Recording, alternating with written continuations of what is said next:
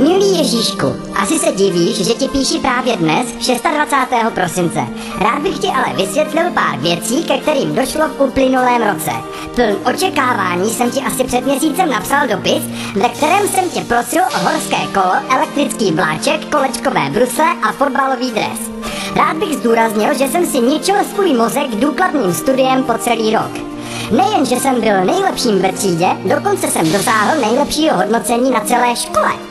Nelžu ti, opravdu nikdo v mém okolí se nechoval lépe než já k mým rodičům, k bráchovi, ke kamarádům ani ke svým sousedům. Prostě neexistuje v uplynulém roce absolutně nic, čím bych se prohřešil vůči lidskosti, vzdělání či jen slušným mravům. Takže mi sakra vysvětli, jak je možné, že jsi mi pod stromkem nechal hloupé jojo, stupidní píšťalku a pár ponožek. Jak si to vůbec představuješ, ty tlustý skurvisyne, že jsem byl za čuráka celý ten zasraný rok a ty mi nakonec přihodíš pod stromek takové pičoviny? A abys mě teda pořádně nasral, dal si tomu malému buzerantovi naproti z baráku tolik hraček, že ani nemohl šmatlat po pokoji. Laskavě tě tedy prosím, příště se už ani nepokoušej strkat ten svůj zasraný zadek do našich dveří. Skopal bych tě ze schodu, ty zmrde.